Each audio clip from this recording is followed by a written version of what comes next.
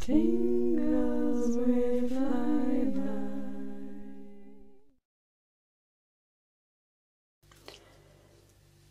You've come into Diagon Alley as you have destroyed your wand in the morning and sent Al off to Ollivander's that you will need to get a replacement. So you walk on down the street towards Ollivander's and take a step inside.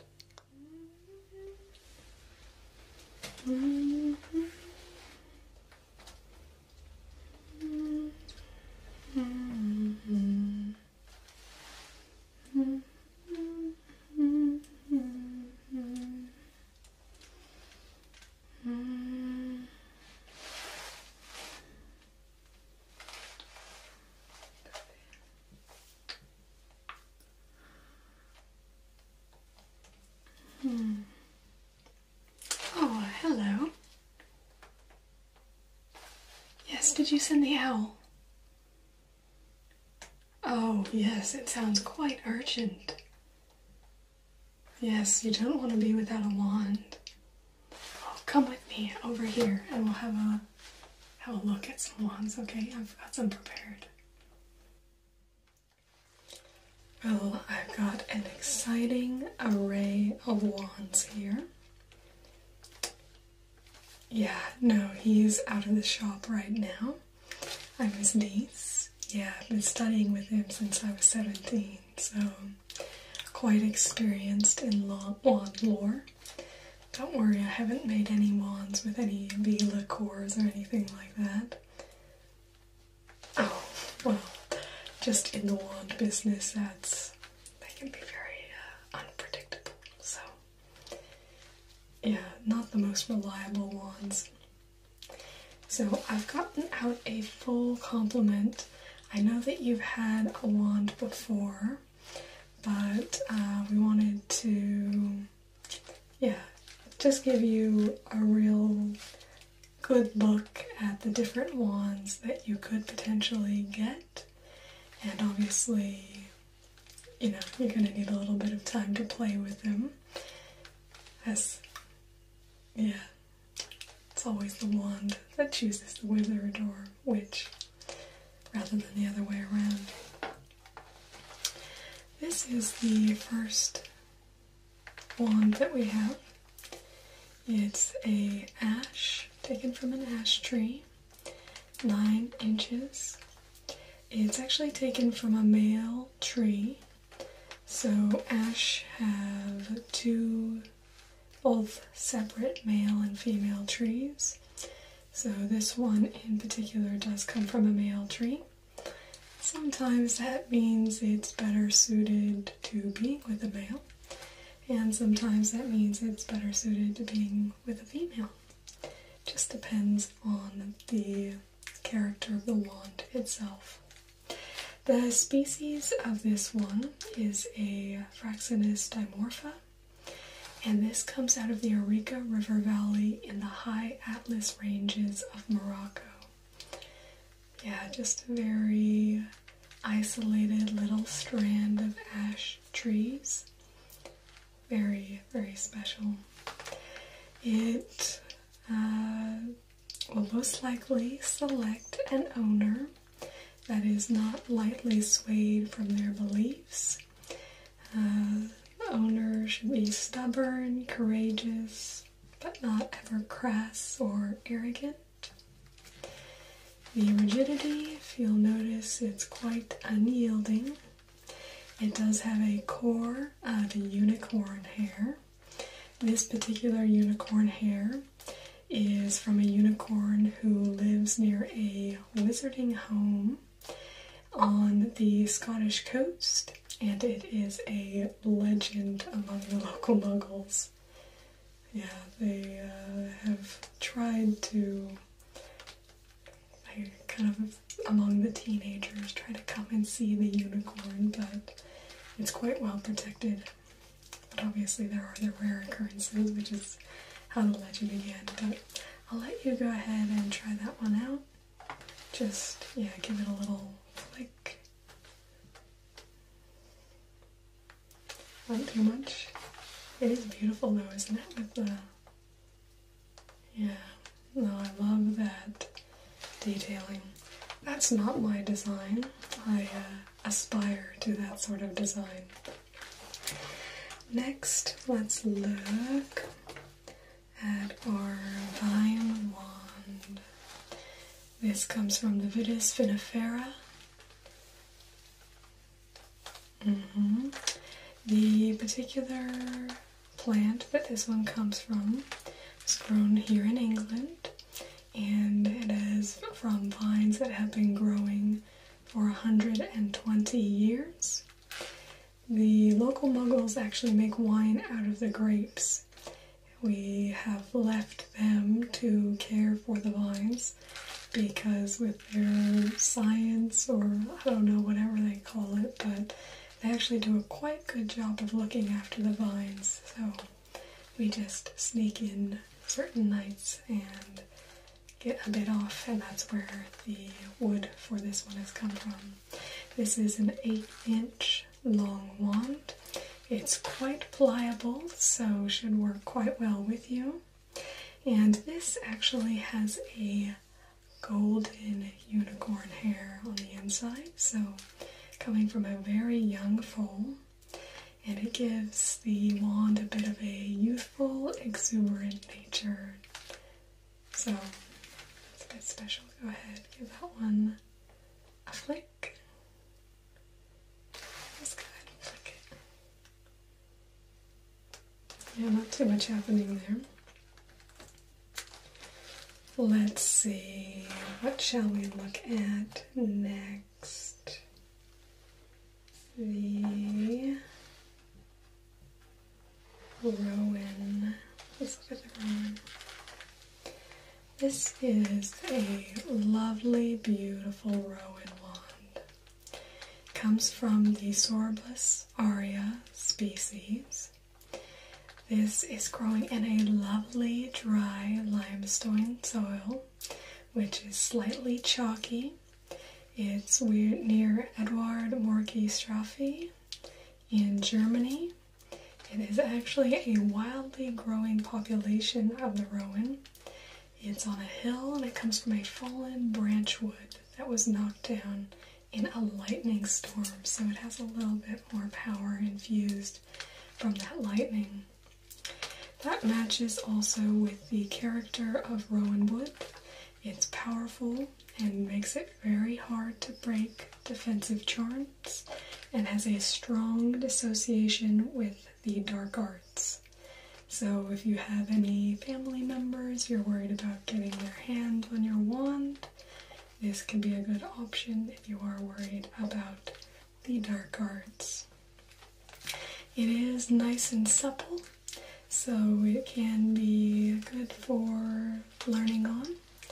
And yeah, the core of this wand is a dragon heartstring from a Peruvian viper tooth. It pairs well, it is balanced out by the wood. So the dragon heartstrings are the ones most likely to fall into the hands of dark arts. So we kind of have balanced that out to make it just a more steady wand. But the wood is quite powerful in warding against that. Next is this beautiful green... Oh, did you want to try that one? Should give you a little go on it, shouldn't I? There you go. Yeah, just give it a little flick. A little challenging, that's okay. I'm always up for a challenge. So this is our beautiful green poplar. Poplar is a more common wood, but the green variety is a bit more rare and makes very special wands. This comes from a species called Populus tremula. It's a common species, but it also, besides just being green, which makes it rare, comes from a very rare patch of that species in Algeria was believed to be started by a seed that was clung to the cloak of an apparating wizard when he missed his destination. Yeah, so he was only shortly there in that spot in Algeria, but I believe that's where that poplar, first came from. Yeah, well, we have a few spells that we can use for trying to determine the origin of a species in a particular area. Yeah, that works quite well. And so much interesting history with the wizarding plants and non-wizarding plants throughout the world. Poplar wands rely on consistency, strength, and uniform power in their owner. They perform best with those who have a clear moral vision, and it's for the reason there's the quote, "Poplar never chooses politicians." Yeah. This one is a nice long length, 10.5 inches, and quite whippy. Yeah, it's got a whippy. Here, go ahead and give that a whiz around. It has a core that's a unicorn hair. It's from the Black Forest. Yeah.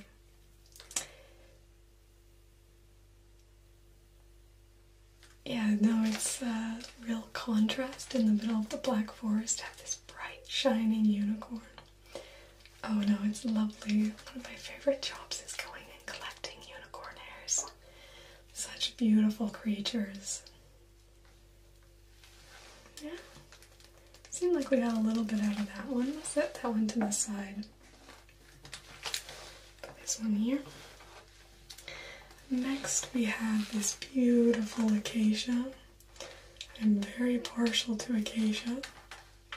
Quite rare, so it's a bit rare that we actually work with acacia, so I always remember, I remember every wand that I work on, but the acacia do have a special part in my heart. This comes from a species called Acacia echinacea. It's from the outskirts of a little town in New South Wales in Australia, Barowra, and we only began using this wood in the last 100 years, so it's quite new. That's what's also exciting about it. It's a bit new to wand lore, so we're still trying to understand the depths of the power of this wood. It comes from a young tree about 20 years old. Fire went through the area about 20 years before. Acacias do need fire in order to grow, and so it's part of what gives this wand power. It's the power of fire. It is a wand that will only produce for its owner. Forms a very strong bond with the owner, and once it's formed that bond, it will not switch loyalties, usually ever. Not really just that it's difficult, it really won't happen from what we've seen. Obviously, still in the research stages, you could say. It can be a little bit of a difficult wand to work with for particular witches or wizards, as it does reserve its power for only the most powerful. Yeah, it's a picky wand. It's 9 3/4 in length, quite bendy, and this particular wand has a phoenix feather in the middle. This was actually found on an adventure by a witch in India, was sold in the black market, and then fell into my hands, and I put it into this wand. So, interesting phoenix from India, so give that one a try.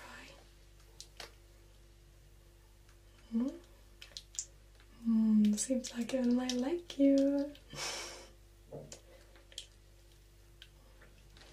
Your last one, was it?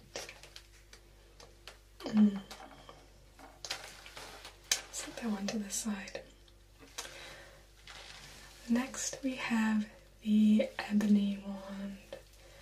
I adore ebony. This one's obviously quite short, 7 inches.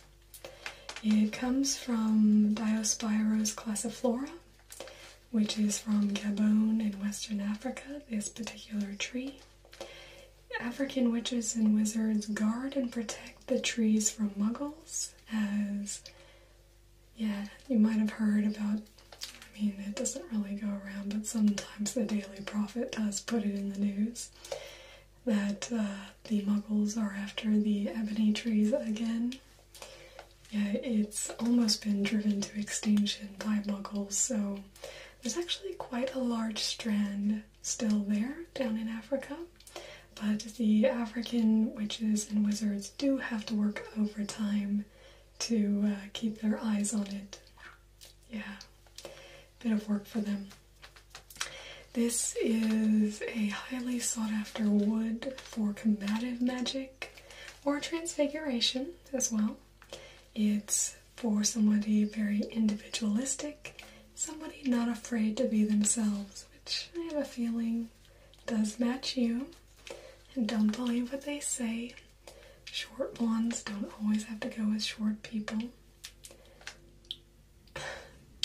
I mean, it does happen, but, you know, if you're an individual, you can go with anything you want. It's a quite swishy wand, and this has a dragon heartstring from Hebridean Black, native to Great Britain. It's from the Mourne Mountains in Ireland, and this particular dragon died in battle with a neighboring dragon. So it's quite a combative history and a combative wand with the ebony and that heartstring. Lends it a very unique history, I think. I want to try. Give it a little swish. You don't seem the most combative. I don't think it's liking you that well. But there's nothing wrong with that.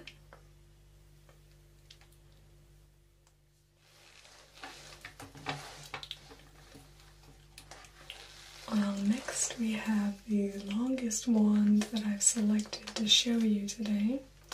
This is the redwood wand. It's 11¼ inches. It's a very special wood, redwood. This comes from the species Sequoia sempervirens. This particular tree is still living. It's 1600 years old, deep in the redwood forests in California. The American witches and wizards run tours through there. You can actually go and meet your wand tree. Yeah, it's pretty cool. Obviously we get a little bit more of a, well, wand lore tour when we go through. It's a bit boring for people who don't care that much about, you know, oh, this grain and that grain and how these magics work together. You let us worry about that so that you can just get on with your wizarding work. This particular tree, though, it looks out on the Pacific Ocean. And it comes from way in the top of the tree, 100 meters high, just looking out over the Pacific Ocean. It's a beautiful, beautiful spot. This wand will be attracted to those who fall on their feet, who make the right choice and snatch advantage even in catastrophe.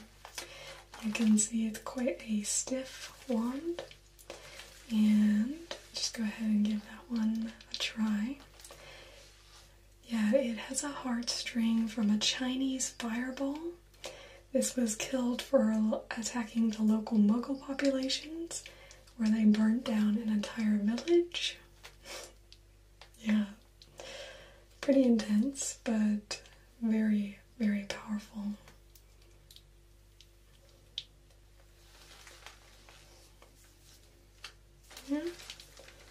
Well, you can still go on the tour even if you don't choose the wand.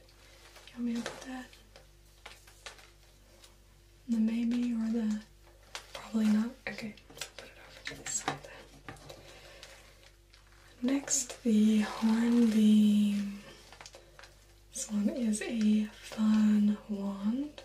It comes from the Carpinus batalis in the Parkhurst Forest on the Isle of Wight. It comes from a public park, and so there are wards in place that actually keep the muggles away from our precious, precious wood. It grows with some other wand-giving trees such as oaks and beech.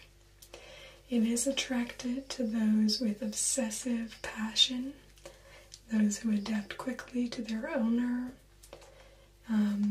Others find this wand very difficult to use. And they also will absorb your code of honor, so if you are a good person, you'll have a good wand on your hands. It is 9 1/4 inches, quite brittle. It has a unicorn hair core from an adult living among the Sami in Lapland. Yeah, they're actually muggles. There are a few witches and wizards among them, but I think they must have their own sort of magic, not quite just muggles, quite connected with their reindeer up there. So they actually know the unicorns as well, because the unicorns know the reindeer. Yeah, but they are muggles, they don't have wands or anything like that. Quite interesting. So give that one a try. Don't like the feel of it? No, that's fine. Let's look next at our hawthorn wand. This is the actually same branch, this particular wand, that Draco Malfoy's wand was taken from. Little fun fact there. The species is the Crataegus Monogyna from a forest outside Coulton in South Ayrshire. It is always harvested when the tree is in bloom. It sits beside a Clutie well, known in the area for mild healing properties. So it does have a little bit of that healing effect from those healing waters around. Witch hawthorn is suited to healing magic, also adept at curses, and it tends to match a witch or wizard experiencing great turmoil. So, do you dare? It's fairly flexible. Go ahead, give that a try. Comes with the common Welsh green dragon core, hard string, sorry. And it comes from the Snowdon Mountains in Wales. Yeah. No, we didn't actually get reports on how that one came to its demise, to give up that hard string. Sometimes it's best not to ask in these sort of situations. I still do ask, but they don't always answer.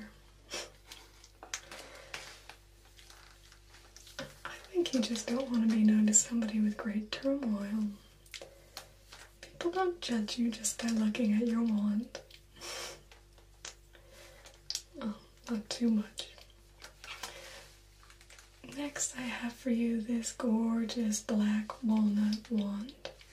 Comes from the Juglins Niagara in the riparian zone of Catfish Creek in Ontario in Canada. It has a very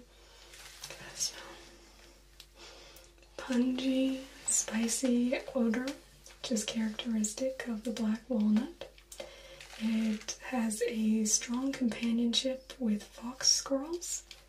This is the actual tree, not the wood itself, as they eat walnuts that are born on this same species of tree. Well, there's been actually a couple who have gone animagus with the black walnut, and they always have come out as fox squirrels.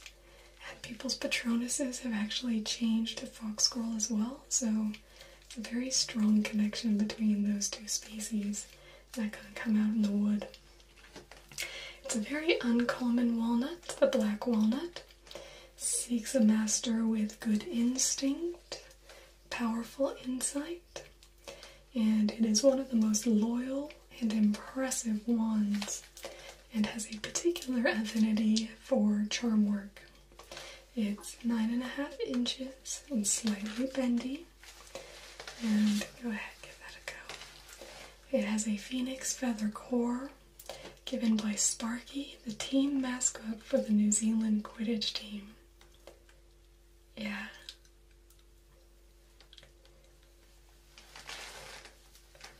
And that one seemed like a potential fit. Two more. Do you want to see those? Okay. Let's see. I mean, obviously, I have tons here. I can grab more. These are just ones from your owl. I thought these would be the best ones to match you. Here is the alder wand. It's 9.25 inches. Comes from the Alnus glutinosa, which is grown magically by a herbologist in association with Frankia alni. Yeah, that's what do the muggles call it? Bacteria, I think. I don't know. Some sort of small magical. But apparently muggles know about it, so I'm not sure. But the Frankia alni is super important for the alder to grow with. This one actually comes from the Forbidden Forest on Hogwarts grounds and was harvested by Professor Sprout, so if you need to get in good with her, you know, a little bit of wand love can't hurt. It's a 20-meter high tree, and the unicorns in the forest feed on the foliage. Yeah. Now you're not allowed to go in there, so I don't know if you're going in. It will look for an owner who is not stubborn or obstinate. Should be a helpful, considerate, likable person. Not you. I'll give you a try of it. It is a light and swishy wand. It has a unicorn hair from a unicorn that's residing in the Forbidden Forest as well. I liked the symmetry of that, and it does work really nicely together for this particular wand. It's also a friend to Hagrid, so way to be very popular at Hogwarts. Not sitting well with you. That is fine. I'll put it off to that side. The last one I have to show for you, obviously if none of these work well for you, plenty more that we can look at, is this pear wand. Comes up Iris, Bordentia. This tree is from the Iberian Peninsula in Spain, growing wild. Obviously, most pear trees are not wild, but this is actually an original pear tree, well, original lineage, I should say, and is growing wild.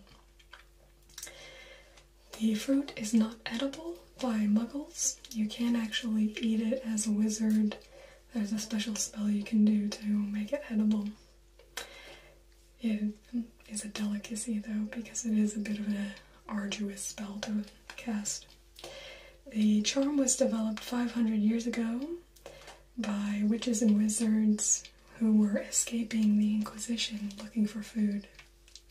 But now people just, you know, make it as kind of a historic thing. It doesn't really taste that good, so. It looks for an owner that is usually popular and well respected. Somebody who's resilient and never been used by a dark wizard or witch. So if I put this in your hands and it works with you, then I feel pretty good about you. It's like my own fortune telling, you know? It's a reasonably springy wand. And go ahead, give that a go. It has unicorn hair from a juvenile, so instead of being white, a beautiful silver color. Obviously you don't see that since it's on the inside. It shines through the wand, adding just a touch of youth to this particular wand. Yeah, no, I'm quite proud of that one. I always love the ones with just a gold or a silver unicorn hair. Something special about a youthful unicorn. So much promise. Not for you though. Fair enough. That's perfectly fine. So the three contenders we have the black walnut, the acacia, and the poplar.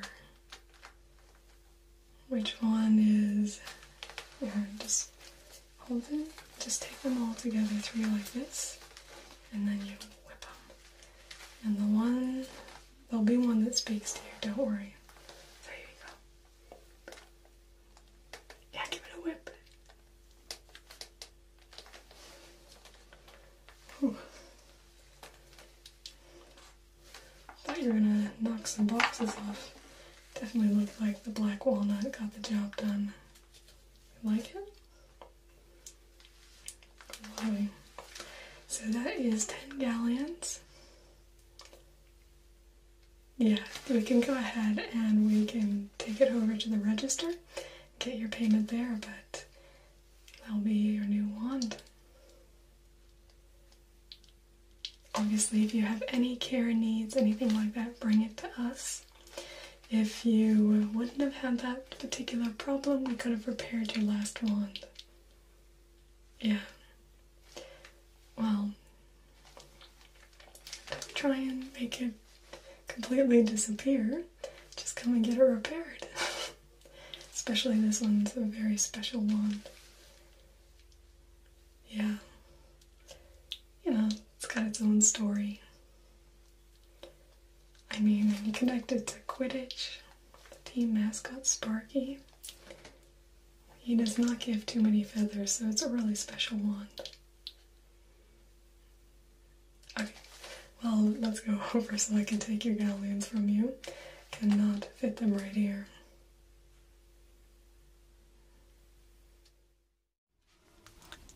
Thanks for watching.